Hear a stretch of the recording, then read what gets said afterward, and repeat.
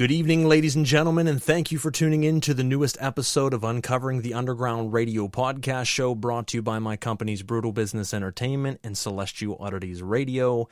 As always, I will be your guide and host on this enthralling and encapsulating journey into underground entertainment, from music and modeling to stars of the screen, from comedy and oddities and everything in between. I am Reverend Frater Crow, and I want to thank you for listening in tonight. Whether listening live, streaming after the fact, or you've downloaded this to your device for on the go, I do want to thank you for your patronage and support. It means a lot to me. Make sure you click those buttons on whatever platform you're listening to us from, whether it be iTunes, iHeartRadio, Spotify, Deezer, Spreaker, CastBox, Google, Amazon, and everything else that's out there. We air across everything, so listen where you feel comfortable. But by clicking those buttons, it helps move us up the podcast community rankings, allows more people to discover the show, keeps you in the loop with new episodes as they air, and gives you unfiltered access to our past archives. And folks, there's something for absolutely everyone. Whether you're a fan of this show and underground entertainment and artists and visionaries, whether it be one of my other shows like Knights of the Nephilim, where we talk about occult, esoteric doctrines and metaphysical sciences, ritual, ceremonial magic and rites, and everything in between, or it be Celestial Oddities Paranormal Guys, where we talk about paranormal and supernatural phenomena, and we bring on guests in that field. We try to bring you the best in underground entertainment, and hopefully you guys appreciate that. If you are new to me and my shows this evening, welcome. Stick around. You will find something you love. If you are a return listener, thank you so much once again for your love. If you've missed any of our past episodes, this is Season 2, Episode 10. We've had 9 guests already prior this season, and we are happy to continue to roll out many more. Tonight's episode is number 10. We have 20 set for this season before we wrap it up and kick into our other 2 radio shows that I previously mentioned. If you have any ideas, suggestions, or things you want to see us do with the show, do differently with the show, not do on the show, or guests or things that you want to see us have on the show, don't be afraid to drop us a line at celestialoddities@gmail.com. Again, that is celestialoddities@gmail.com. Or you can add the Frater Crow personal Facebook page or Uncovering the Underground group page on Facebook. I answer my messages always within a 24-hour time span, so you don't have to worry about, being ignored and not getting answered. You will be answered each and every time. Love to hear from you guys, so don't hesitate. You can also go on to Spreaker.com or the Spreaker app on the app market. That is our hosting site.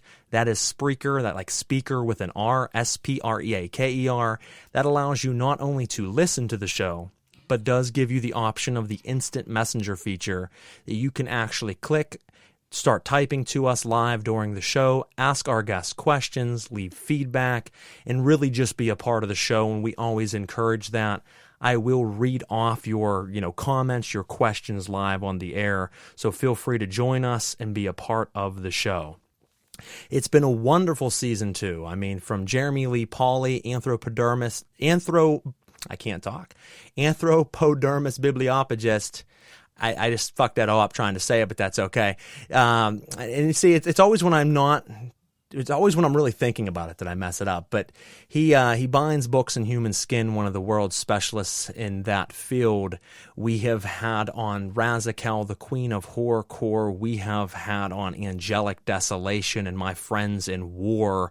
All kinds of just amazing bands this season. We have some comedians coming up. We have some models coming up. We have the Rock Orchestra coming up, which is going to be pretty interesting, that I look forward to bringing on their curator, coming up here soon as well. But tonight we have a friend of mine who I'm going to bring on the show, introduce, and we can find out a little bit about who she is, what her shop and business is, and also her music and band, as she is an artist also.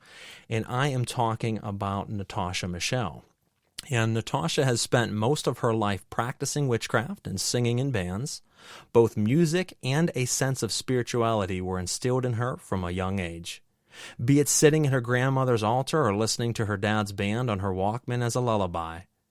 After completing her degree in criminal behaviors and spending some time in public mental health system, she abruptly changed course, dropped out of her master's in clinical mental health, and focused on one in metaphysical sciences and spiritual counseling. Having no interest in working with a broken system, she decided she should build her own. Natasha went on to obtain certifications in life coaching with a specialty in emotional wellness, ordination, and different forms of intuitive energy work.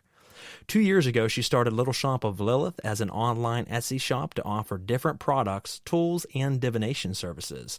Between online sales, phone clients, and vendor shows, she decided to quit her full-time job last summer, and this past December, the perfect physical location fell into her lap. Now, Lil Shop of Lilith offers a variety of products and services, including inventory from local artisans. She has been the frontwoman for her current band Animus for about 3 years, and they enjoy writing music and playing out without taking it too seriously. Musical influences for her would include bands like Kitty, The Pretty Reckless, Ginger, and In This Moment. So, folks, if you're listening out there, make sure you give her a warm welcome. Join us tonight and have a good time. Pull up a chair, light your joints, crack open some beers, kick up your feet, and lend me your ears as we jump in and dig in together and uncover the underground with my friend Natasha Michelle. How you doing tonight? I'm great, Garrett. Thank you so much for having me. Oh, not a problem. It was a pleasure to have you on the show. I know we were running a few minutes behind, so for anybody listening out there and they're like, where were these guys at the start? I was running a few minutes behind, guys. It's been a nonstop day for me today, and as I always say, it's a pleasure to be able to kick back, relax, get to talk shop with music, occultism, and our guest tonight, as I said, is a little bit of both. So we get to talk music and cut to kind of bring the Knights of the Nephilim feel into tonight's episode, which is always a fun time. So click those like, share, and follow buttons out there, folks, if you're listening in, and let's go ahead and dive in. So, Natasha, obviously you have been involved in the music scene for many years and, have been a front woman of different bands, and now currently are with your band Animus and have been doing that for, as you said, about 3 years. Now, before I jump into the music side, you have recently in the last couple years have become a business owner, as we read. So, both take a lot of time, a lot of passion, a lot of work. Why don't you talk to us about kind of the start of Lil Shop of Lilith, how it got started, what it means to you, and even though I read a little bit about it, I want to hear your perspective of getting started in another art aside from music, which is what you spent most of your time indulged in over the years until this. Yeah, absolutely. I'm definitely more of a musician than a businesswoman. I can say that right off the start.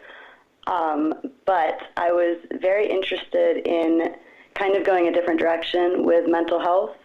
And I felt that the only way to do that was to bring my spiritual practices and I think the desire and the need for more of a holistic approach to it into play. So about 2 years ago, I started doing that by, like you read, which sounds way better coming from you, I think, that radio voice.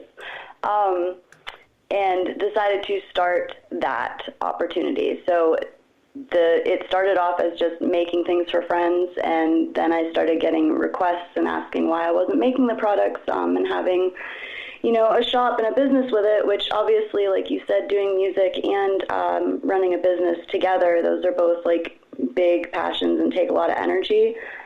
So I was a little stuck for a minute, but I've come to a pretty good balance with it, and my musicians, my band, they're wonderfully supportive of my business, so it really plays well off each other. I'm even going to be bringing the shop into some of the future music things that we're doing. No, that's awesome. Whenever you can cross worlds of different art, of different passions of yours, and kind of bring them together.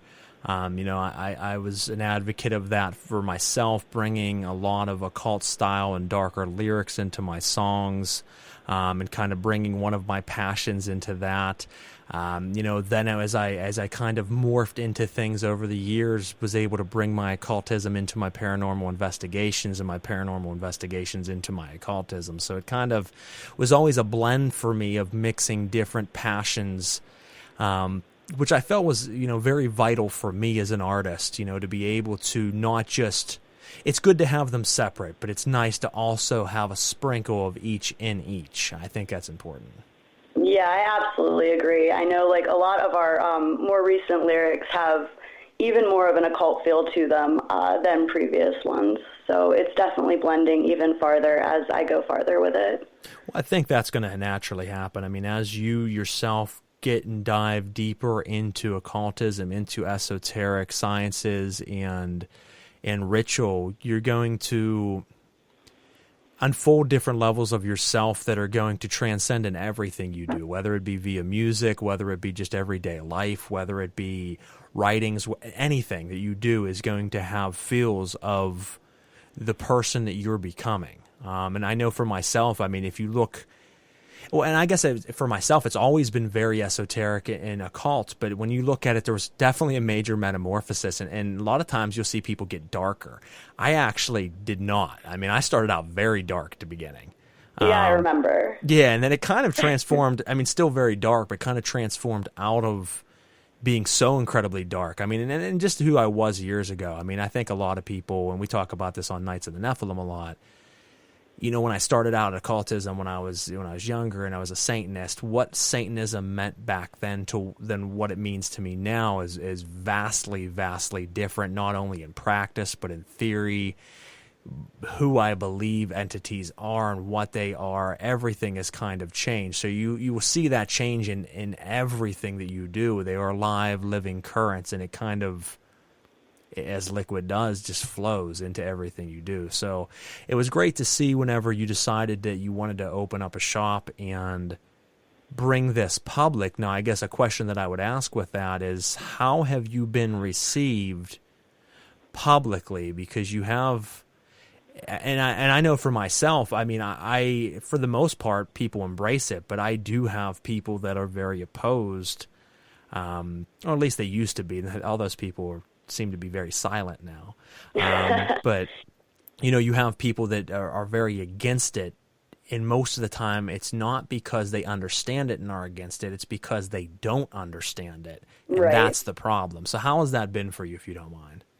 That has been interesting. I know when I went public with it 2 years ago, when I started making like the products and started going more into my certifications and stuff for the energy work, I was not as upfront about it as I am or as I've become. It was almost like kind of not tiptoeing around it, but giving people what I thought they could eat as far as the amount of practitioner, the amount of occult went. When I opened the shop physically, that really all went out the window. I decided if I was going to do this, I was going to do it all the way, like from my heart and from where I'm coming from with it, which has always been and will always be a place of love and healing. Unfortunately, many people will look at my logo, look at the name, and all they see is demons. So I've had some issues recently, but for the most part, everything is clear. I know that when people come in the shop, even when they are hesitant, the energy that they say they receive, or the feel, the comfort level that they get from just being in the actual presence of, the work that we do there and stuff, has been a very, very good response from people. So really, the people that have anything negative to say about it are definitely not the ones coming in the shop. So they really, they're not really going to know. And I know it was an ongoing joke that there was an issue with, when I first came to the building, our secretary for a different office upstairs was completely offended that they would put me below her, called it a devil's den, and said she would work nowhere near me. But secretary's gone, and I'm still there, so that's all I'm going to say about that. It's interesting. I mean, everybody's going to have an opinion of something that they don't know and understand, right. And like you said, most of them will never actually come to check it out to understand it. Now, that doesn't mean that they won't. Some people will come as customers, as friends, walk in, walk around. Oh, this is such a lovely shop, and they're not interested in the shop. They are just trying to report back the intel that they gathered. So you always have to be very wary of things like that. I mean, I've had people try to fill me out with my practice and ask me questions. And a lot of times I would give the advice of being very kind, very nice, and not feeding their fear or what they're going to go back and report to the townspeople. But I'm the opposite. I completely feed that fear. So when they're like, so you're a Satanist, I'm like, oh yeah, I worship many devils. And they're like, what does that mean? I'm like, blood sacrifices. I'm talking deep, dark stuff. And I go into detail with them. People like, because I usually know and have a sense whenever they're coming at me who they actually are. So whenever they are trying to play me like, oh, I'm interested in what you do, I'm like, are you now? Let's go ahead and feed that. Because I find that to be funny. But now, I'm glad to hear that you haven't had too much trouble. I guess on the opposite end of that spectrum, I know for my own practice that not only does it bring out the hate and bring out, some strange characters in opposition of what we do, but it brings a lot of love and a lot of camaraderie and a lot of people that want to support that. But then it also brings the people that are just completely batshit bonkers. And like who have, and I mean, that can be good. That can be good because you can reel them back in sometimes and be like, listen, I know, where you think you are. Let's try to hone that in and really find your inner power. Some of them are just too far gone and they're in realms that I don't care to journey. But I mean, have you had a lot of that yet? I mean, I'm sure you have had, and I don't expect you to speak against your customers by any means, but I'm saying, have you had anybody stop in that you just been like, wow, all right. Like, I don't know anything about that. Yeah, absolutely. I mean, I have people reach out to me about a lot of different things, whether it's, something to do with the occult or the business or just mental health in general. I think I just carry that energy that people feel they can reach out, and they can. Like, that's what I want to give off. But I've definitely had my eyebrows raised in conversations with people. However, I mean, I'm sure that people can say the same thing about conversations that they've had with me, especially over the past couple of years. But I think that when people express an interest in something, I try to be very upfront with them about it and honest with them, and not really, I don't want to say like feed the fire, but I mean, it's blown up. The occult, witchcraft, all of it has blown up into a very big, almost a trend energy right now. And if people are coming to me, I want them to be coming to me and be getting honest answers and realistic answers. And if I don't know the answer, then I will find the answer for you. Do you know what I mean? Like, not just fan their fire to make sales. Like, I'm just not going to do that. No, it's important to help people find the right way if they're doing it the wrong way. Some people don't want to learn. Some people just want to tell. So there will be a lot of people that will just tell fantastical stories, and then you're like, well, I can maybe help you with what you're trying to do, or maybe have a different perspective. No, I'm a master at what I do. It's like, well, then, all right, man, hell yeah.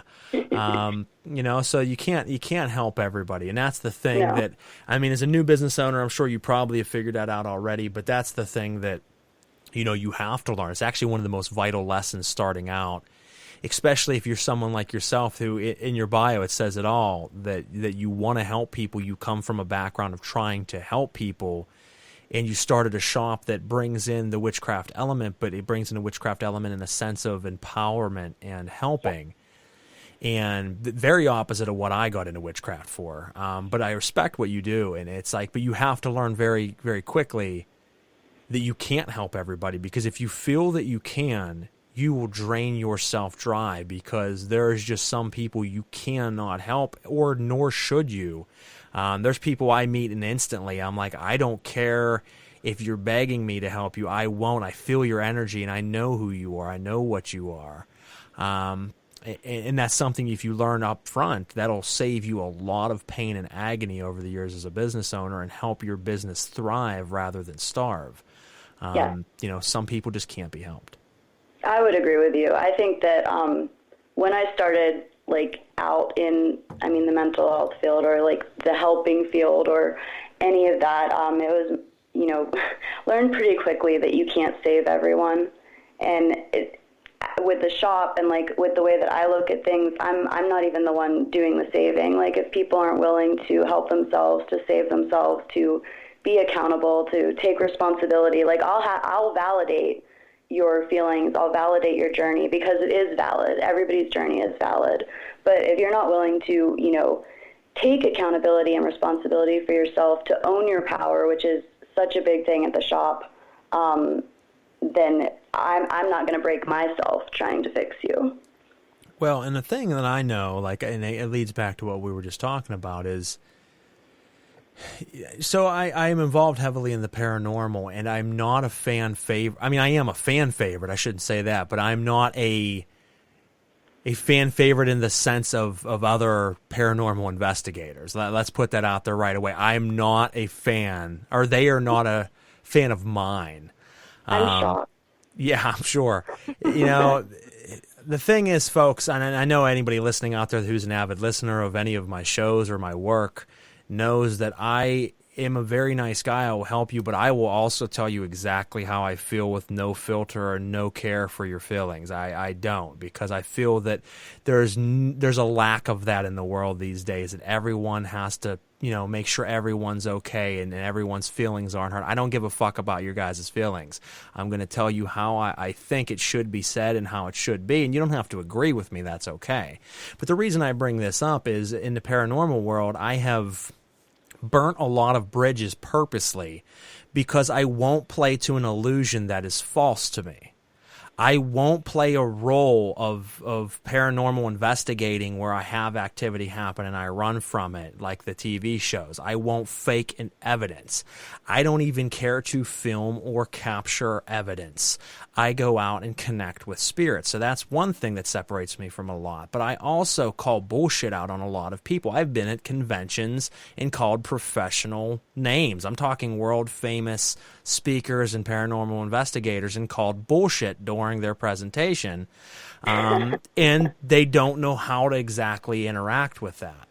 And you start to find a lot of delusions, whether it be self-made up stories for popularity or fame, or whether it be people being truthfully delusional. And I bring this up because when we were just talking that you can't help everyone, in that field, when you put yourself out there as someone who's willing to come and do cleansings or banishings or exorcisms or investigations even, you will get the wildest of stories.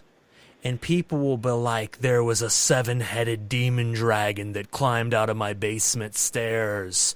And the lights were dripping blood. And they start telling you these wild stories. And I'm not saying that this shit can happen, folks. I'm just saying I've been given many phone calls on incidences like this. And they're like, what can you do to help me? I'm like, hang up the phone right now and block you from ever calling me again. And sometimes you just have to tell someone, I'm sorry. And I usually am professional about it, but I'm sorry, ma'am or sir, I just can't help you. Oh, you won't help me? No, I cannot help you. I'm sorry. And it's not that I don't have the skill set to be able to come out and do the things that you're wanting me to do. I'm going to come out and not deal with spirits. I'm going to deal with your crazy batshit mind. And I'm not ready to battle that. So, you know, long story short, you just have to sometimes know what battles to fight, what battles to turn and retreat from. And I am an advocate that I'm fine with pulling up the flag sometime and retreating and saying, I'm done, I'm out. So I'm glad to see that you kind of know that early in the game, because it's very taxing. There for a while, I wanted to help everyone. And it isn't for me. Yeah, I think this, if anything at all, this is going to be a huge lesson in boundaries for me, in having my own boundaries, in making sure, because I'm fine with like learning with experiences. I like experiences. They teach you, you know what I mean? But I'm also not going to put myself in harm's way in something that I'm not skilled in, because I have had requests, to go out and do cleansings and stuff like that. And there are some that I've gone and done, and others that I've held off and questioned. And if, like I said before, if I don't have the skill set or I don't have the knowledge, and I'm okay with saying I don't have the skill set or the knowledge. A lot of people, like you were saying, they want to say that they're a master and they're the best and they can do everything. And I will never say that, because I always want to be learning and to be getting better at things. And I'm very upfront with people about that. If I can't answer it, I'll figure it out. But here's the thing, is people will, and that's why I said I do what I do, because so many people want to play a role in a facade. Right. And they'll be like, I am a master of this. Right. And the problem is, folks, is sometimes when you do that, you're talking to someone who actually is a master at it.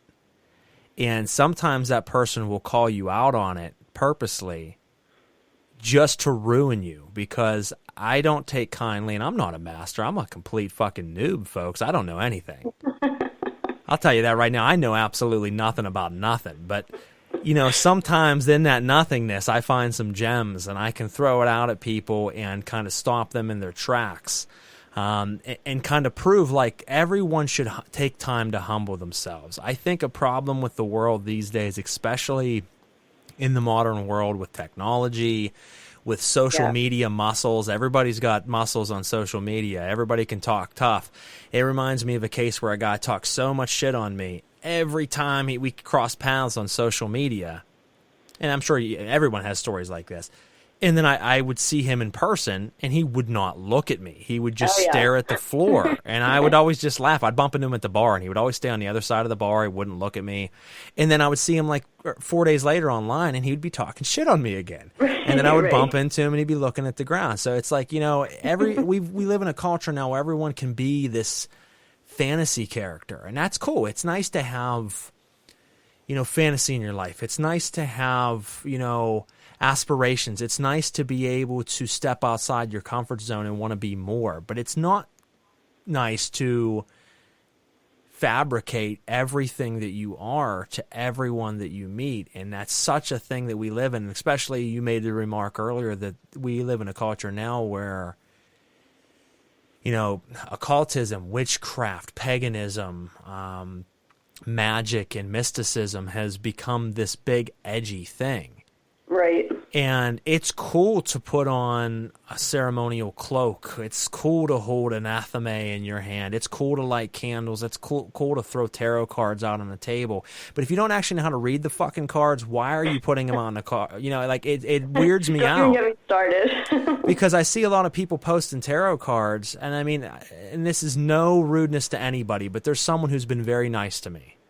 Very nice to me. And she started this big thing with tarot. And she put out this course on tarot and this and that, and she had put a reading out and put her interpretation. And I'm not saying it's wrong. Everyone can have their own interpretation. But I dropped mine. And she was like, oh, wow. She said, that's a very deep reading of the cards. And started asking me questions, and I gave her a lot more depth. And I found out very quickly that she was a very, very basic reader of tarot cards. And there's nothing wrong with that. But when you're offering it to the public and you're doing teachings of other people in tarot, and you are making courses and charging buku fucking money to teach tarot when you don't even know tarot, it's weird to me. And everyone's doing that. I have people reach out to me with questions on occultism, and I help them. And then 2 months later, they're starting a practice where they're like, I am a master sorcerer, and I can change your life overnight for $400. I can do a ceremony. And I'm like, didn't you just ask me, questions 2 months ago, how to get into occultism, and now you're somehow got a practice where you're trying to make $400 a ritual? It's mind-boggling of what's happening out there. Now, I was just going to say, I agree with you. I've literally had, I know, on the TikTok app, stuff like that, people will reach out to me, know nothing, And then, and I, am not even like an expert. So they'll reach out to me, I'll give them a couple answers, and then it's like, literally weeks or months later, they're psychic, they're a medium, they're doing tarot readings, they're offering classes, you can now join their coven. Like, you just have to be very, have discretion, I guess, is what I would tell people. Well, it's easy to get away with this shit. Here's the thing, folks. Listen, to all the assholes listening in right now that are complete con men, pieces of shit, you can be wildly, popular and make good money. So for everybody out there looking for a scheme to really fuck people, you can go ahead and get into occultism. Here's why. Because a lot of it's based on your experience, not on fact. Yeah. And I, for instance, was at a haunted seminar. They had a world-famous medium there, supposedly. I never heard of her, but then again, I don't really follow any of that. And we walked around, and she kept giving her interpretations of what was happening. And I was professional because I was one of the other speakers there, but the entire time, I just wanted to bust out laughing because everything she said was bullshit. And everyone was eating it up. Oh, my God. We're walking around an old hospital. I have visions of a man with crutches, and he's in pain. Well, no shit. We're in an old hospital where it had old people. Of course, there was somebody with crutches in pain. Like, is that your level of expertise?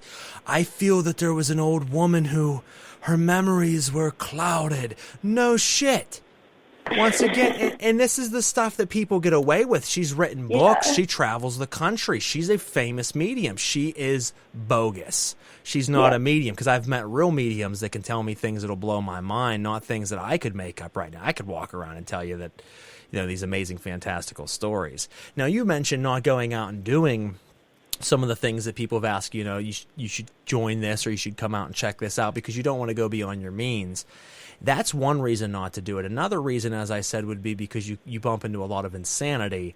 And third reason is whether good or bad, you could call it a way of versing yourself in the world, but you will run into the wildest of situations.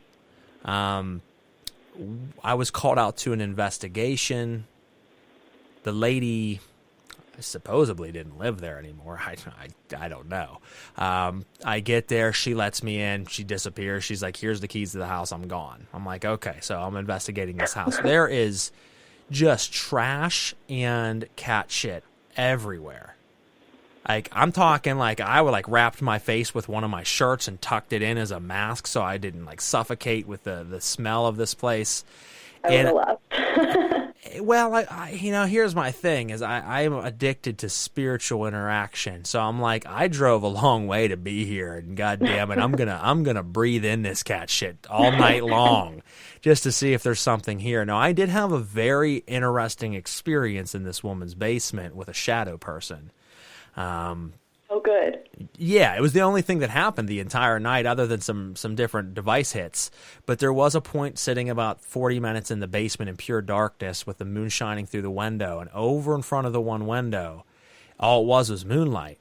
And out of nowhere, I watched a figure run across, stop dead in the moonlight. And there was a full figure of a man standing, and I'm looking at it, and it was looking at me, and I felt its presence. And then it ran back into the shadow, and you actually heard it scuffle across the basement. It's the only thing that happened. So I do legitimize the experiences that her and her family were apparently having there. There definitely was something there. So that was the reason I'm happy I stayed through that. But, I mean, there's those situations where you walk in and someone's a hoarder, and you can't even move inside their house. I mean, they got stuff stacked to the ceiling. So, I mean, you have to be careful going out and doing this because, folks, it takes every piece of a good person to really push through a lot of this, not only because of the powers and entities you're encountering, but because of the weird and nasty shit you encounter.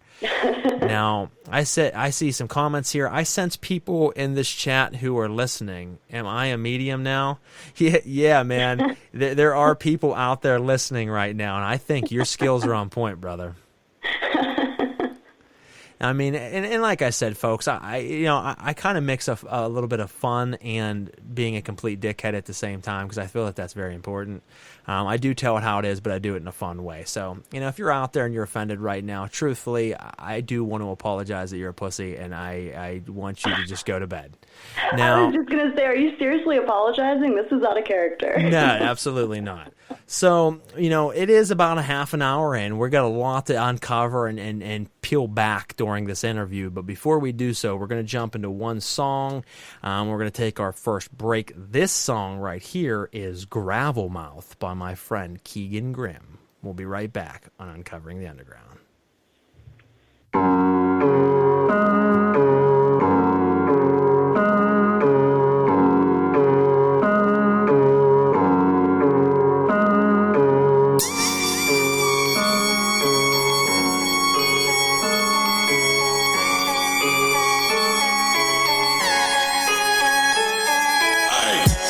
You want the bold of the weed, the coke of the weed, the dope of the speed. Do you wanna fly, wanna float through the trees? Either go into sleep or I'm roaming the streets. Everything's so cold, I just don't believe it. And everything is hopeless and so diseased. I thrive in the belly of the broken beast. I might go for your throat when you go to sleep. Yeah. How you gonna scheme when you set a fire? And how you gonna see me when you're out of eyes? I got information, I'm taking it to the afterlife. Revolution televised, memoirs classified.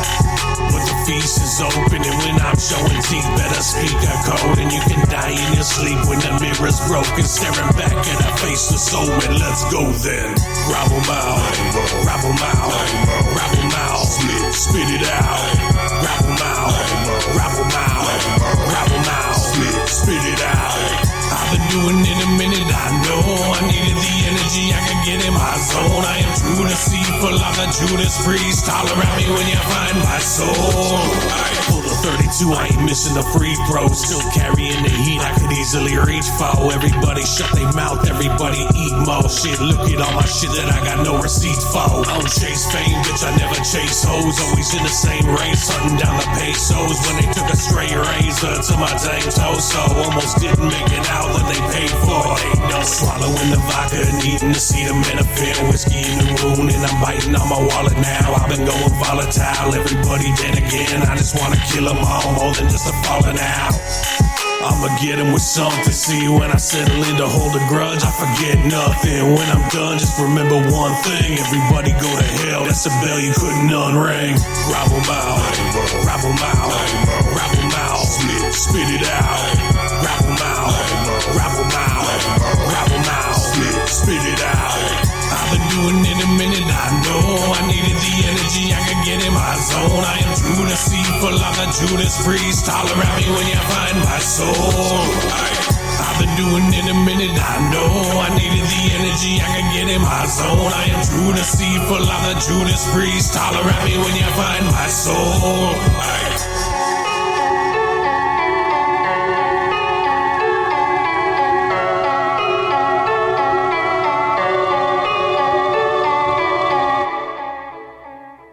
All right, guys, we are back on Uncovering the Underground radio podcast show, and that song was from my friend Keegan Grimm, past interview on the show last season. That was Gravel Mouth. Great artist, not only as a hip-hop artist, but also he is a great artist in general as a special effects artist, or not special effects, but a graphic artist, excuse me. He doesn't do movies, folks. If he does, I don't know about it. But he's very good at what he does. He makes lyric videos that are some of the best I've seen in the underground. Very legit guy. And he was one of those people that when you meet, you instantly connect with, and you start talking to him, you're like, I like this dude. And there's been a few of those on the show. And that's saying something, because in the rap world, I really don't like most of you. So, and I've said it, and I say it again, I'm not to beat a dead horse, but Skippy ICKUM, fucking hate rappers. And that was always supposed to be the shirt that never came out, just because I really don't like hip-hop artists. But, So we're going to jump back into this. We've been with Natasha Michelle. She is the front woman for the metal band Animus. She is a occultist. She is a shop owner for the shop called Lil Shop of Lilith, which is a witchcraft / metaphysical / occult shop that helps centered in the practice of helping someone heal and find their inner strength and much, much more. We've been talking about a number of things so far and got much, much further to go in this interview this evening and talk.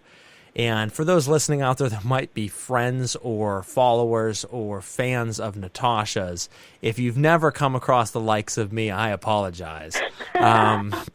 Because my fans know what to think, but I'm thinking a lot of bands I have on are death metal bands or black metal bands or horrorcore artists or people that are just generally very intense people in life. And I'm like, I have this woman on tonight who's known as being very sweet and very loved in the community for what she does to heal people. And I'm like, fuck everybody.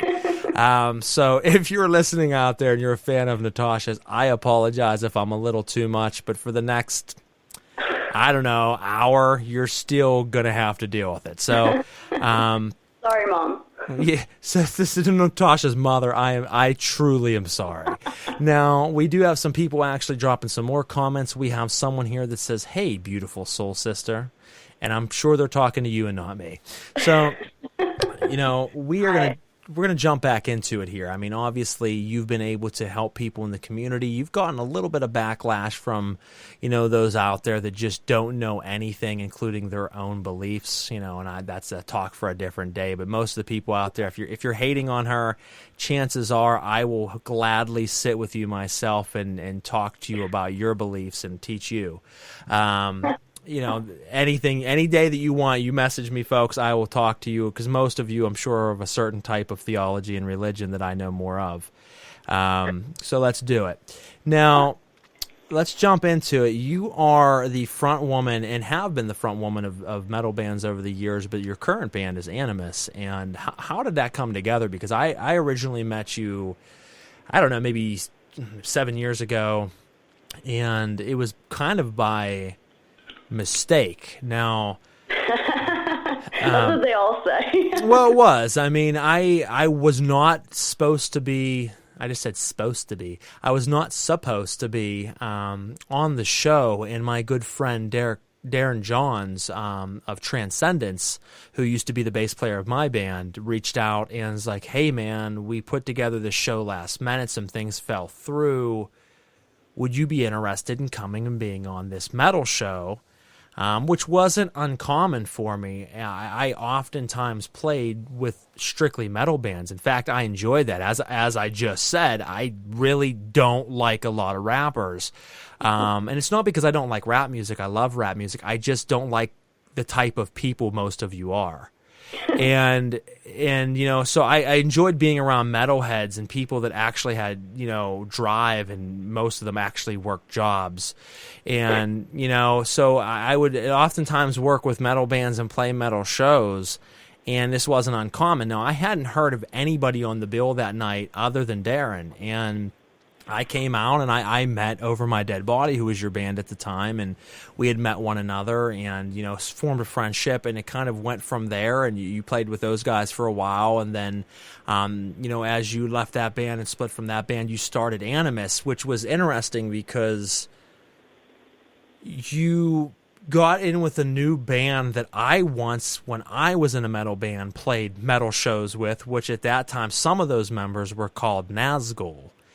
And it's just very interesting how things kind of circulate. So why don't you tell us a little bit about how Animus came along and a little bit about who and what you guys are?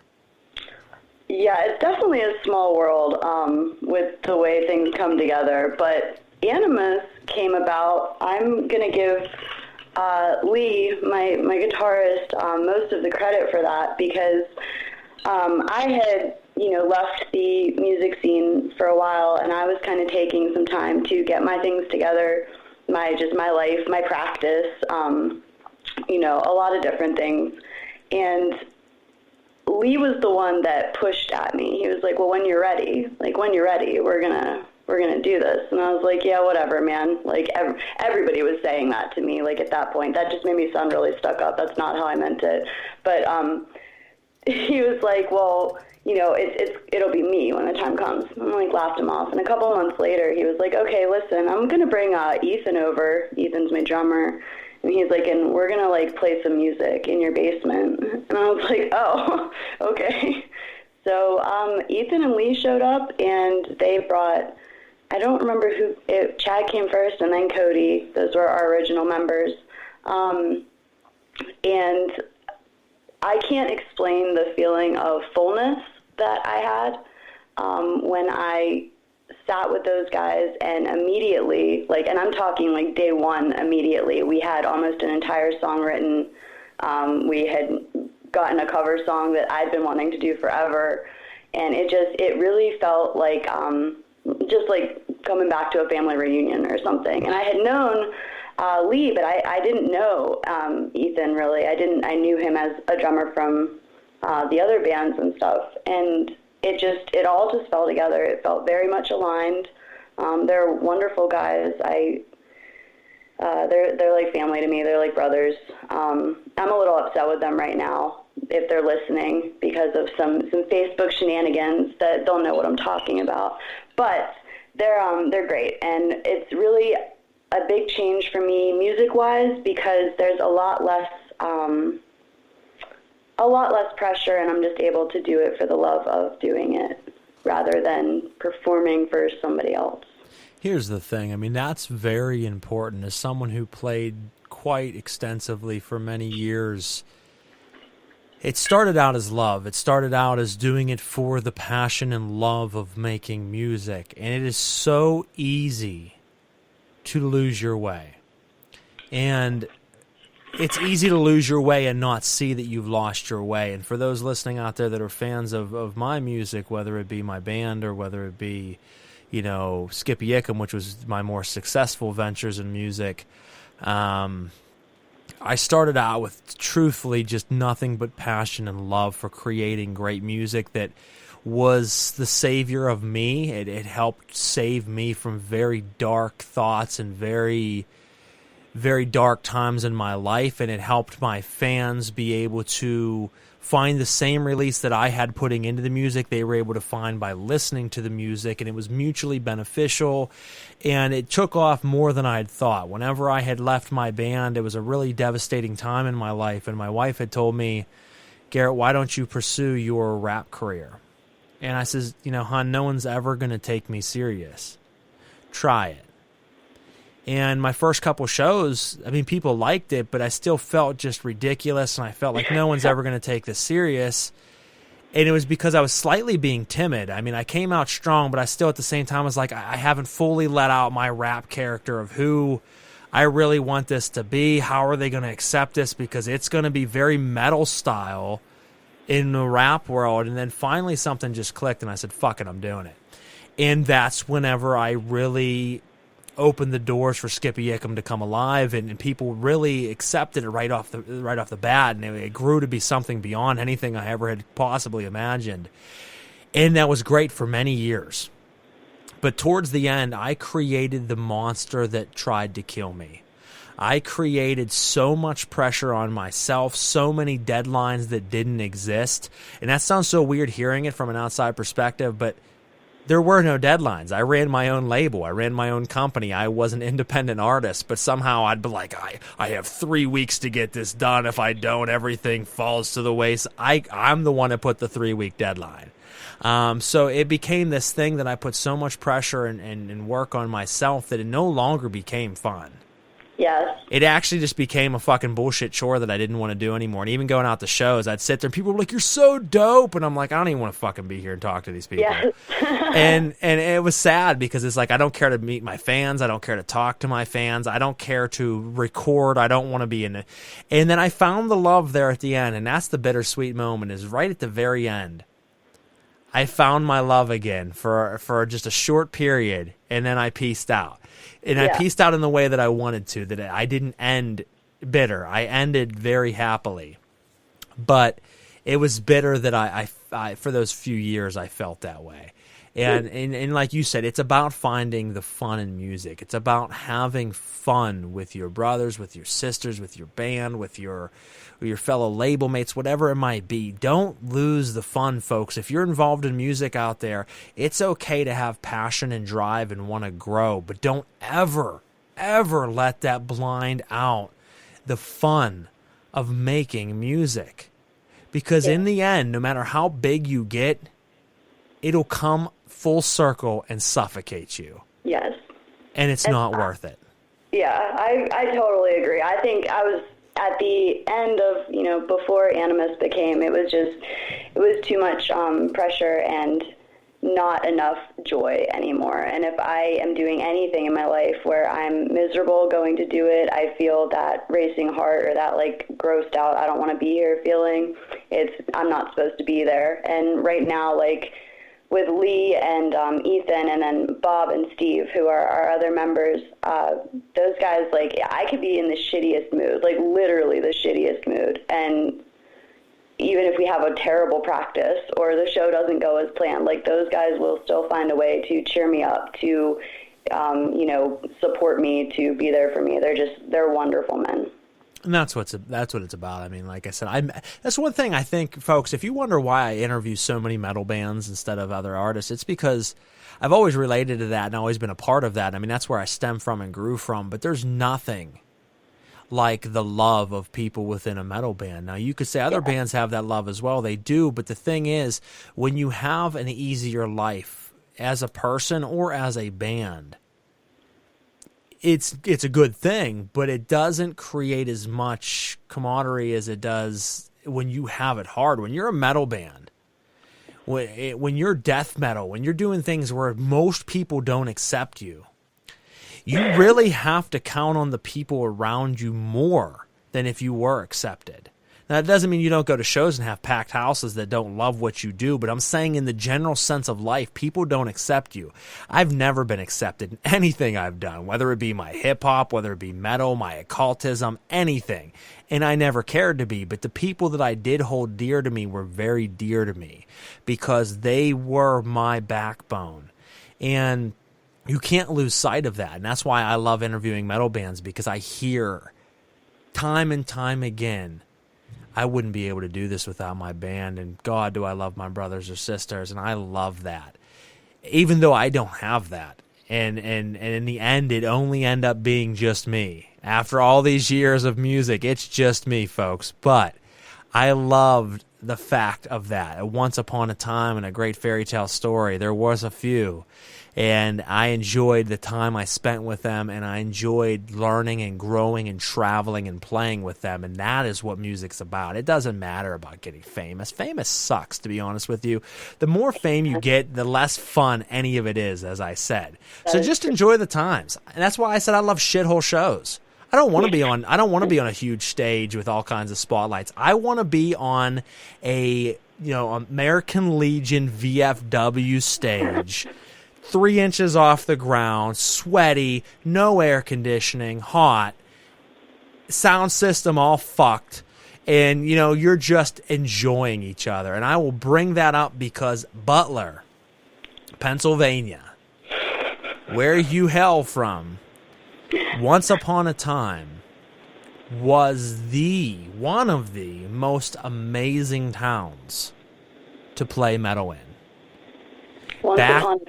Back when the Meridian's Vet Club would let shows there, and there would be lines 1/4 mile long of teenage kids wanting to just be a part of something great. When you couldn't find a parking spot, before Facebook, before MySpace, at a time period where the end was coming and everyone knew it. We didn't know it, but we knew it. Why were shows so popular then and so packed? Because it was a pivotal moment in life before everything changed. And there were specific towns across America that you could count on, that you could go to, that you could play shows, and it would be sold out and it would be wild. Butler, Pennsylvania, folks, was one of those places. And at one point in time, we never played Butler without it being sold out and absolutely packed and wild. I'm talking crazy pits. I'm talking hundreds and hundreds of kids spilling out the door. Weird venues like the basement of a church. You're looking at crosses and stuff of a church, and meanwhile I'm playing death metal, and we're talking the most absurd things. And they were cool with it. And then everything changed, and now it's hard to even get people into the door at shows. Not even talking COVID, folks. I'm talking in general. Agreed. So kudos to you from being from there. Now, I don't know if you got to really ever experience that time period. I did, actually. You said the Vets Club and you said the churches. I've been at both of those shows, so to be 100% honest, there's a very good chance, like when the band was playing there, that, you know, I could have been at one of those shows. Just wouldn't have known it then. But, yeah, it was a different atmosphere, like you said. It was a different energy, a different love of the music, honestly, of, like, from everyone. It was a very special time in history, and I think that there's multiple stages in our human existence and manifestation that we experience and we don't know at the time, but then looking back in retrospect, we say, wow, that was a special moment. And I look back at that because as someone who's played over 700 shows, you know, I look at where, when, and what was happening during those shows. Mm-hmm. And I think back of the very early 2000s. Yep. And I think of Butler. I think of Indiana. I think of Homer City. And that's a weird one, folks. If you've never been to Homer City, it's like a fucking mutant colony of people. Like, it's downwind of the power plant. Those people are all definitely special of some sort. And they threw killer shows, though. Let me tell you, like, they went in. I got pictures that'll prove that. They were crazy. And we loved that. And I miss that because shows aren't like that anymore. Even people all the time are like, oh, bro, you played with so-and-so and so-and-so. And I said this last episode with Patrick from United Stitch Method. I never gave a shit about who I played with. Honestly, my least favorite shows were playing with headliners and playing big venues. Oh, you played Stage AE, you played Rex Theater, Mr. Smalls. Yeah, those shows all sucked dick. I fucking hated them. I would much rather play in the basement of someone's house. And I definitely have many times. In fact, I think of a venue that I played in Charleroi, I believe it was, and I don't know if that's right. I believe it was Charleroi. It was in the basement of somebody's house, and there was probably like 350 kids at this house. How this house didn't fall in and kill us all, I don't know. It was one of the most insane shows ever. And that's what I'm talking about. And that's the difference, is you have people that do it for the love, and that's who I was at one point. But people want you to be the guy that wants to play the big show. And if you let that happen to you, that's who you'll become, and that's not fun. Now, that's when you walk away. That's when you have to walk away. And hey, folks, I walked away. I don't care to be that anymore. I don't care about music anymore. I just like to interview great musicians like tonight, and and like other nights, and get them shine, because my days are done. But these folks are still doing it and doing what's important and getting the music out there now. What is going on with Animus with, the last 2 years of being in a COVID state? And, how has that been as a band? I mean, how has that affected you guys, because you've been in a band about 3 years, but 2 years of that has been during a pandemic. Yeah. I mean, it's definitely been, for me, when I was playing with Over My Dead Body, or even Suffer Your Charm, which was the band before that, we were playing a lot more shows out, but we also weren't going through a pandemic. So when Animus started, it was like we played a couple shows, and then it was like lockdown. So we stayed practicing and writing through most of it. And honestly, like with so much else in life, those guys got me through a lot, because I never stopped working. I worked for Crisis, so I had to still go out and everything. So it was a really stressful time, and they were just very supportive and always showing up to give me my couple hours of release each week. But we still managed to get in, a couple of shows here and there. We played some Rock for Life shows. We played where did we play? Oh my God, I don't even know. We played some Butler shows. We played over at the ballpark. We played out at my buddy Clint's garage, which was really cool. So you played there once, actually. Ethan's by the river. Metal in the Sticks or Hillbilly Metal Fest or whatever the hell it's called. I don't remember. Yeah, the one I took my daughter to. Yeah, and then you were like, don't listen to anything I say. All I remember is that it was very muddy. It was very muddy the last time, too. It rained, so we played in the rain. I really thought I was going to get electrocuted. But yeah, we've managed to keep the shows going. We have some lined up, like we're going to be down at Subalpine in May here coming up. And we just got put on the Rocktoberfest lineup. I just saw Matt post that, so we're excited for what we do have coming up. We're planning a lot of stuff locally, trying to actually like run and promote some of our own shows. Because I mean, personally, I like to just do things my way. So if I'm running the show, then it'll be taken care of how I want it to be. So there will be some Butler shows, some local Butler shows, and we will get some good artists out there for you guys. And back to the Muddy Place by the water too. No, that's awesome. I mean, here's the thing. I threw a lot of my own shows as well, and I enjoyed doing that because I could bring who I wanted and put together my ideal shows. And I mean, I've been doing this for a long time, folks. I started booking my own shows in 2006, and I would bring bands from multiple states.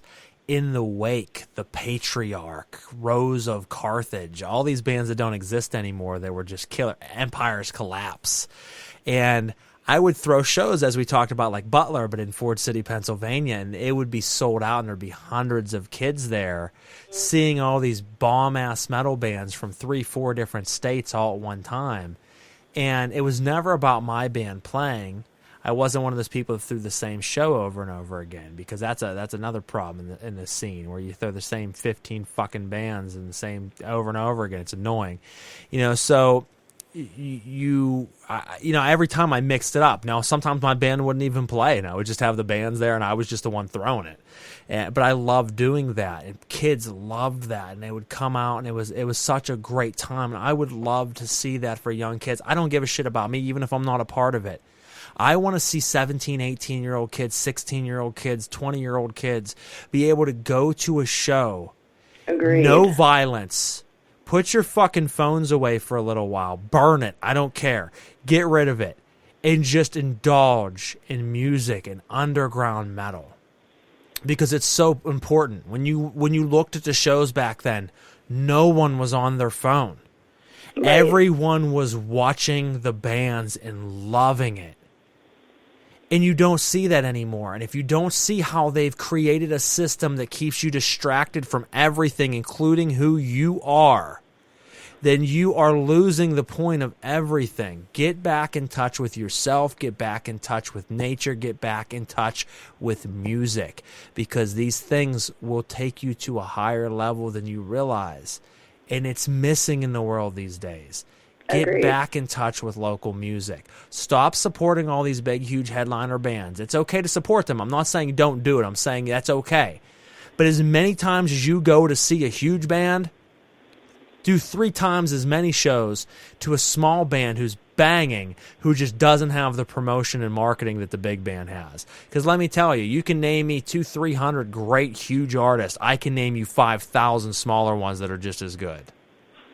I would agree with that, yeah, 100%.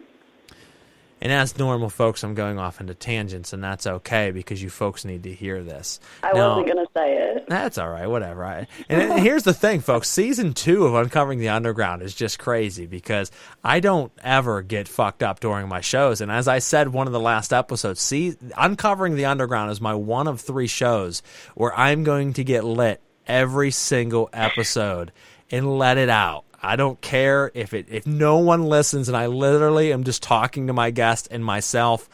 I'm fine with it. I don't care. My guest might care. I don't give a shit about that either. So no, thank you. It's just me. But in my other shows, I can't because they're very intellectual, occult, and they're paranormal, and they deal with very deep subject matter. But when it comes to music, that's just my life bread there. I can talk about that all day no matter how messed up I am. So before we go any further, because we still got a little bit to dive into this evening, I'm going to jump into one of my favorite underground artists. He's local. He is phenomenal. And he doesn't get the shine he deserves, but when it comes to underground hip-hop, he's one of the baddest motherfuckers on the planet. And this is Diabolic the Monster. And this song is called Power Up. Diabolic the Monster. Yes, I did. Body count.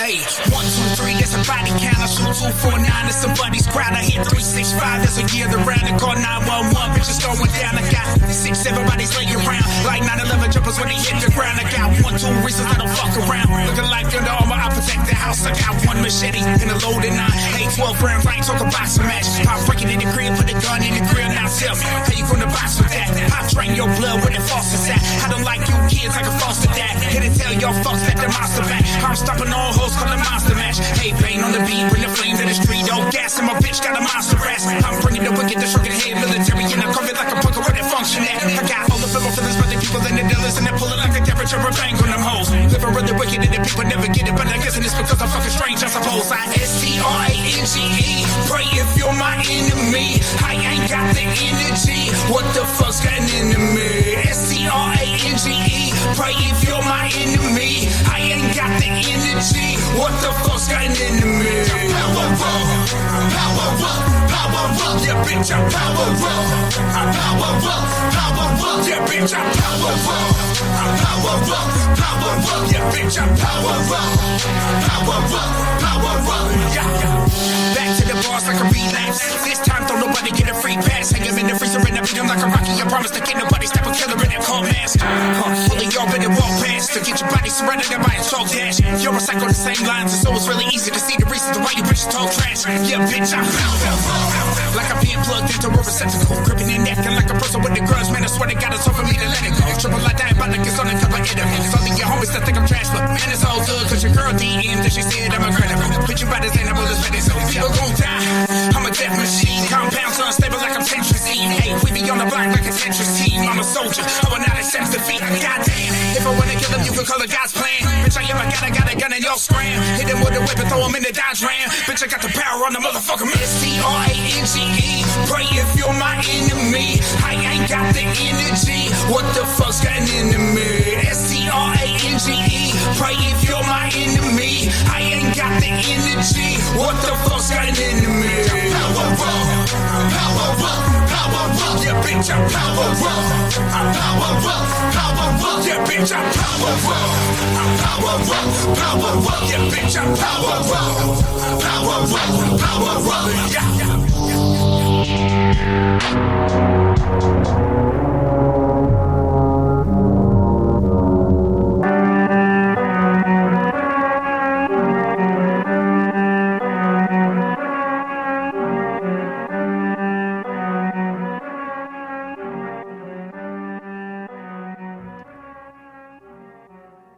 All right, folks, we are back on Uncovering the Underground, and that was my good friend Diabolic the Monster from Ohio, one of the best underground hardcore, horrorcore rappers to ever live.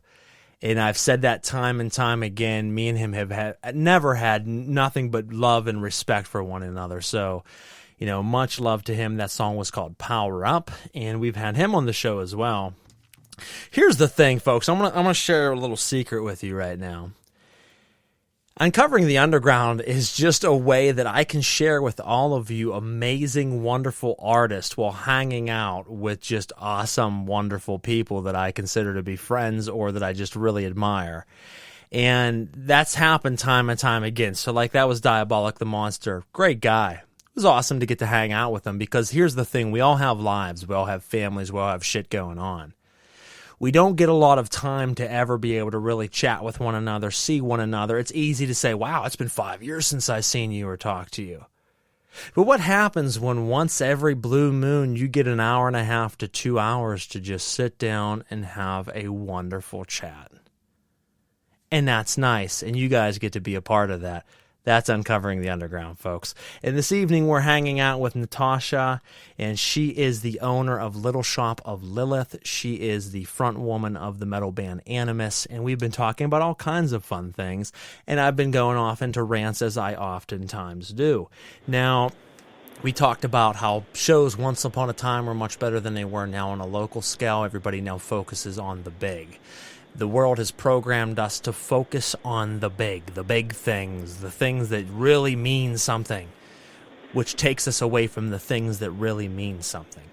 And you will tell us up and down about the tours that are coming through, the big bands, this and that. How many of you right now, after everything that's happened the last 2 years with COVID, have 2, 3, 4, different shows planned right now of local bands that you support and love that are just trying to emerge back out in the scene after all this? Bands like Parkway Drive and Darkest Hour, phenomenal. I'm going to those shows coming up, absolutely. They're getting back out after all this time and everything that's been going on, and you'll go to those shows. But are you looking at it with the same love and attention to your friends' bands as you are to them? Because if you're looking at your friend who doesn't make the money that these bands make, who has just as much love and passion, but you're not going out to the local bar to see your friend's band, but you're going to the local club to see the headliner, I don't know, man. That's something you guys should think about. So just think about that for a little while as we jump back into this. So, how excited are you, Natasha, to get back yourself into the scene, into playing, into fans, into almost not being afraid to throw something at a stranger when they approach you? Because we're kind of programmed the last 2 years, if someone gets close, you're like, what's this person want? Instead of just saying, hey, how are you doing? There's been a mental shift, so why don't you talk to us about getting back out there? I'm very excited to get back out there. I'm more excited now that you kind of guilt tripped everybody to actually come see me. So if I don't see any of you guys at the upcoming shows, you're all a bunch of assholes. As far as the shows themselves go, I think that from what I've seen anyway, it's slowly starting to come back together. It's seeming to be a little bit more and a little bit more each time. I always try to be pretty composed and pretty kind to people when I'm out in public, but I'm not afraid to throw something at somebody. So if that's necessary, we can do that. A 6-foot distance can stay there. I was going to say something, but I'm not going to. For an incident that we had at a previous show, but. I think that as people start to get out more, and I know everybody says, when are things going to go back to normal? And I used to say, they're not, because I don't think that they ever really are going to. And I still believe that on some level. I think that, like you were saying, with technology and our phones and stuff, the amount that we have, kind of gone down that codependency relationship with social media platforms, with the phones, with being isolated. I don't know if that's undoable at this point. I have a teenage, kid, so especially for them, because they're so at such influenced ages and stuff. But I think that it's slowly getting there, and it'll continue to get there. And it might not ever be back to normal, but it's going to be something that we're just going to have to keep working on as far as getting back together in big groups and feeling natural about that again. Well, we feel like things aren't going to go back to normal. At first, people didn't feel like it was even going to happen. So right. When it started happening, we talked about the fact that everyone said, well, this is only going to last 2-3 weeks tops. Right. And then I think after a little bit of time, everybody's like, whoa. This is getting real. This is actually beyond what I thought. And then it switched pitch to a lot of people saying, this is never going to end. This is going on forever. And it really, think of how much has to change in someone's life and mind and character from them being the type to say, I'm not even worried about this. This is nothing. Just like everything else, it's going to go away. To being the person saying, life's never going to go back to normal. And everything's different now. A lot has to happen in that interim, and that's happened for a lot of people. Now, we only focus on the now. because the history is just merely a fragmented memory and the future hasn't happened yet. So we look at right now as being the only thing we know because it's the only moment that we've ever been in is now. So when you think about that, we say, oh, it's never going to end because it doesn't seem like it now. Fast forward 3 years, this is only a memory. Correct. But right now, it's everything. And it traps people in that thought. And where it could have been a freedom for some people who found themselves and found nature during this or found something, a lot of people turned away from finding themselves and hiding. Just like the world was hiding away, they hid away. Yeah. And when they do that, this has been hell for them. Yes. Maybe beyond what they know is after they emerge back into the real world again, this has changed them for the worst. Other people, it has changed for the better. Other people, it hasn't done anything, which really boggles your mind. But this was a pivotal moment in history that everything in one way, shape, or another has changed. I would agree with that. And when this started, I remember I was working for our crisis center in Butler and the National Suicide Prevention Lifeline. So when it all, literally, the first day, we were still going to work, and those phone calls started coming in. And we were like, we have to be supportive, when's this going to end, et cetera. And then it didn't end, and then it didn't end, and then it still didn't end, and it just kept going. And people, as the time went on, just became... I'm not even sure what the right word to use is. It was just that, I think that sense of not knowing, of not having any end in sight, of just having such a lack of control over the surroundings, over the situation, was what really did it for a lot of people. And a lot of, like you said, how people came out worse, in the end. There was so much isolation. Our suicide rates went up, our overdoses went up. And for me personally, and I know a lot of, my coworkers and stuff, being on the other end of that, was very stressful for us, trying to be that support system when we didn't have an answer. We couldn't tell them, this is only going to last X amount of days, or don't worry, you're going to start working again, or you're going to be able to pay your mortgage. We had none of those answers. So being mindful and being in the present moment was one of the only things that we could really reach out to them with, was trying to focus, on getting through the day-to-day. And I think that a lot of people after the fact stayed stuck in that mindset of getting through the day-to-day and not, having any ambition towards the future, or only, a lot of crappy memories now of, the past couple of years, and a lot of loss and stuff. So I don't know. I think it's all going to just be a big... we're not going to know until we get there as far as what the outcome of this is going to be.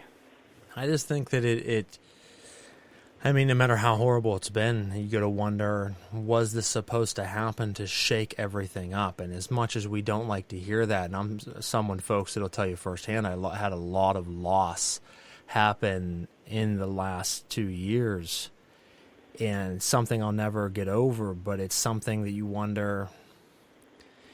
did everything have to change for everyone, for everything to change?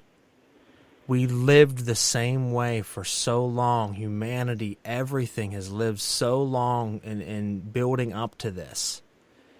It's like a mini apocalypse that maybe people don't look at it like that, but it was a warning. It was like a warning shot that went off. Hey, you're not untouchable. I agree. Everything can end quick. And what you thought could be a couple days could be the apocalypse, but wait, I'll back off just so you know and are reminded that I'm here. I agree. And I think that became real for a lot of people. And they're like, oh, wow. There's a lot of people who never maybe experienced death or a lot of death or sorrow to that level in their life, and then boom. And then everyone got to experience that. And these type of emotions, once again, just like spirits, are currents. And once you experience them, they seep into who you are. Yes. And everything has changed now because everyone is different now than they were. Even friends, anyone you see now, if you don't notice, there's a little bit of a difference about them. Everybody's just a little bit different. Yes. How does that happen without 6 billion people really noticing? But it has happened. Everyone now look, and everyone's now like, oh shit, I got to look at my family members and friends after this, tomorrow when I wake up. And you should, because if you notice, everything is a little bit different now.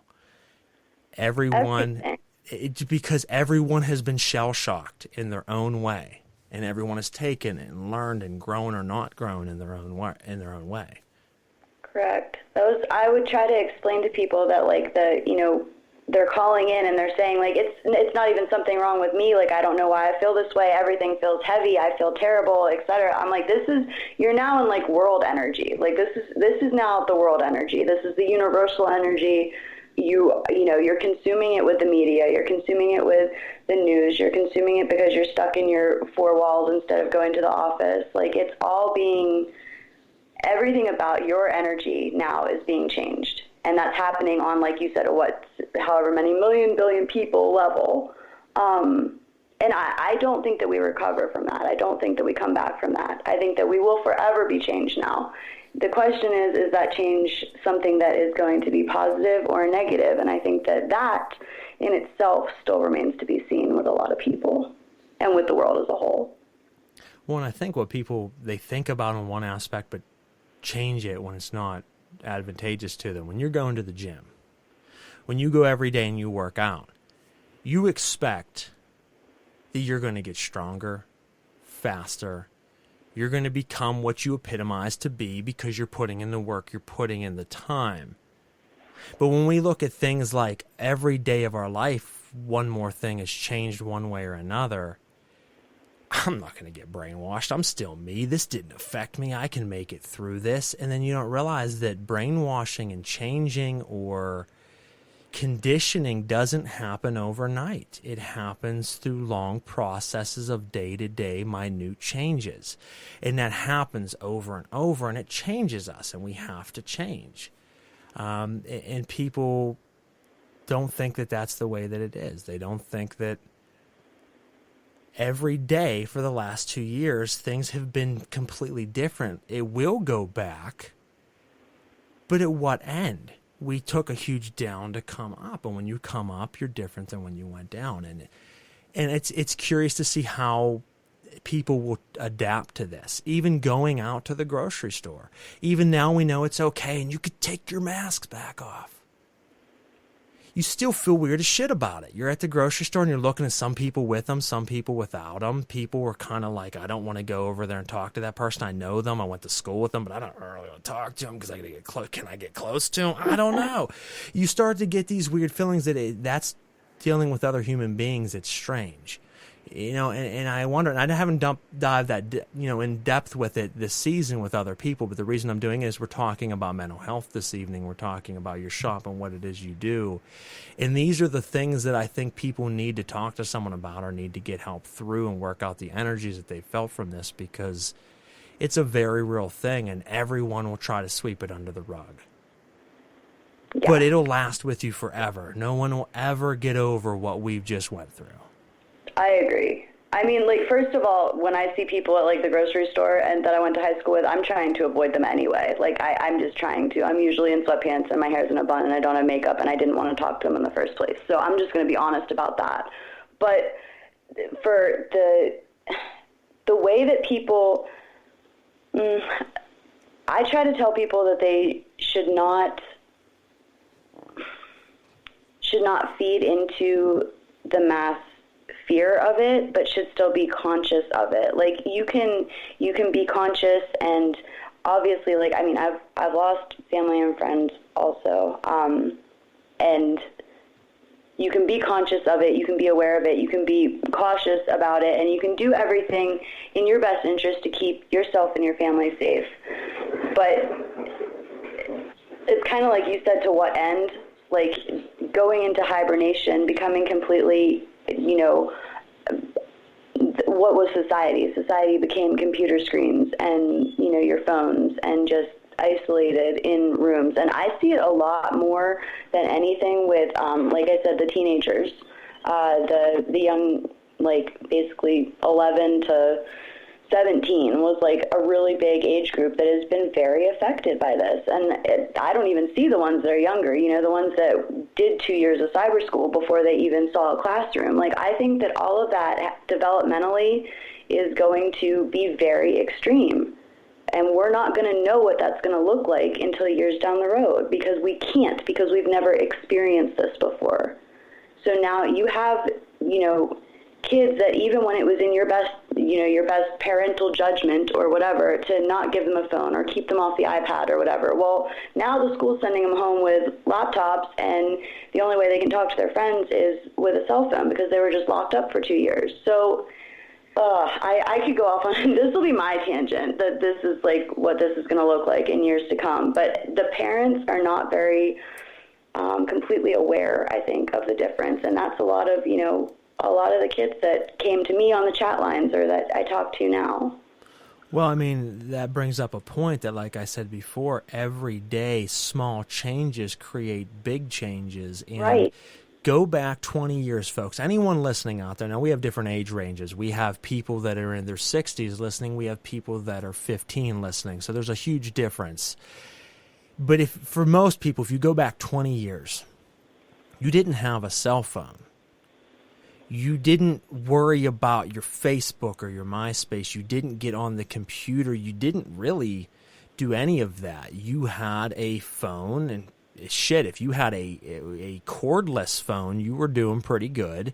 You didn't have to be connected to the wall. You could talk to someone on so I remember those times. And when you think about that, life was simple. You did what you wanted to do, and you didn't worry about what's that next that next notification, what's going on in 500 other people's lives.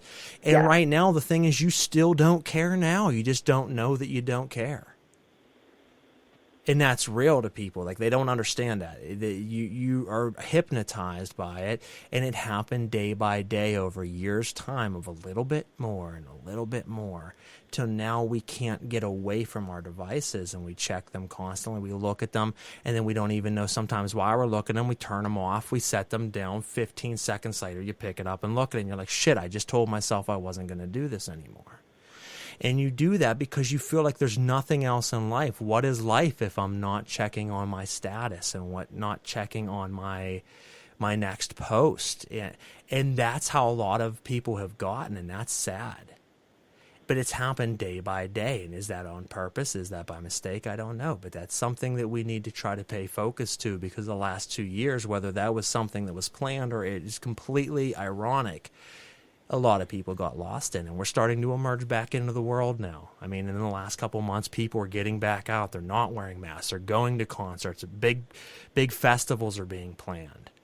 We're emerging back into the world from our cavern. But how do we come back out?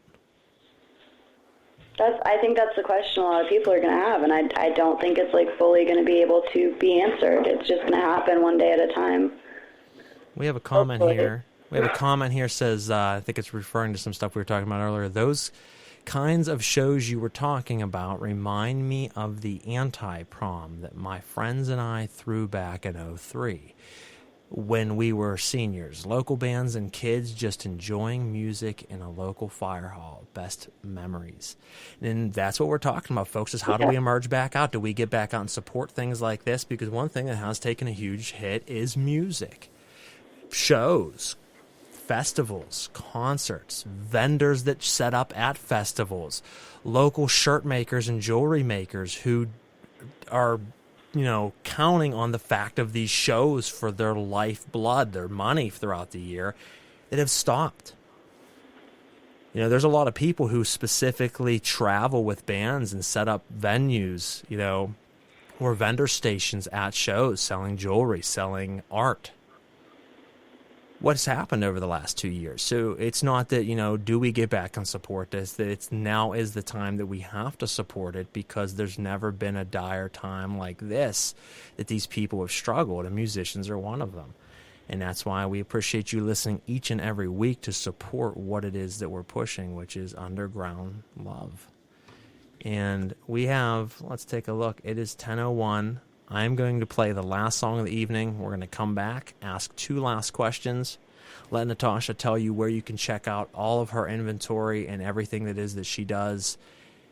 And we'll be back after this. This is Skies of Terra the Altruist on Uncovering the Underground.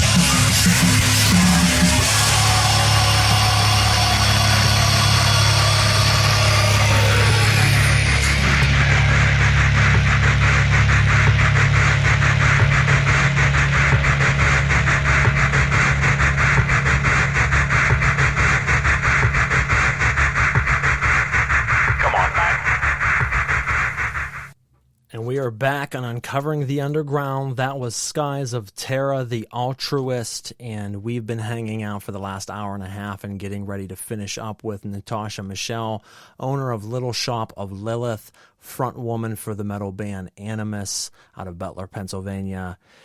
And, great song lineup this evening, so thank you, and shout out to the artists who were featured this evening. Natasha, thank you so much for coming on the show, sharing your thoughts, and obviously who you are and, what it is you do. Thank you. Now, before we jump into the last two questions, I will say for the fans listening out there, our upcoming lineup, and then we'll let Natasha tell you where you can check out her inventory and everything is that she does. April 7th, we have Cthulhu Dreamt, which is a band that I came by mistake and was mind blown. These guys are a mixture of Dream Theater and Toll and something altogether different. Their albums are a journey, and I can't wait for you guys to hear them. April 14th, we have model Sarah Marie Pauli. She is the wife of Jeremy Lee Pauli, the anthropodermic bibliopagist that was on my first episode that I couldn't say earlier. For some reason, it's always such a struggle. Great episode there as well. You can check that out. That's April 14th. We have his wife on. Wonderful model. April 21st, we have Heavy Knights of Melis. And, these guys, someone else you should everybody you should check out, obviously. But I'm saying in each one of their genres are certainly amazing. Knights of Melis on April 21st. April 28th, Carbon Stone. May 5th, model Misread. May 12th, Era Cobra. May 19th, The Fall of Me. May 26th, comedian Lauren Petrie. June 7th, we have on the Rock Orchestra, which I'm really excited to bring on. I mean, it's like Trans-Siberian Orchestra, but in a whole different way. And, pretty cool to be bringing them on. And they reached out to me. I hadn't checked them out, loved them. It's going to be a great second to last episode.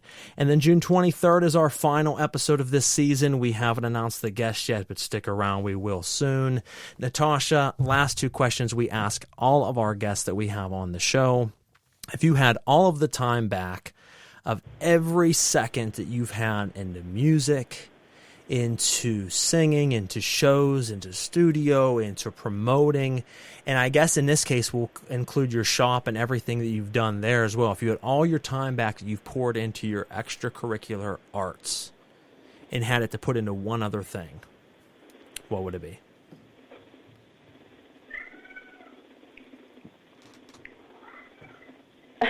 I'm sorry, I'm pausing. Hold on, let me think. Give me a second.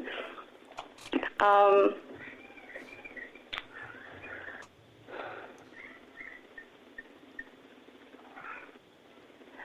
think that if I had all that time back, every single moment of, the work and the passion and the creativity and everything that I would put into that, I would put it probably into my occult practice or my spirituality in general, because then I would have enough time to learn all the things that I want to learn that I'll probably never learn them all in this lifetime, because I've put that much time into music and the shop and all of that.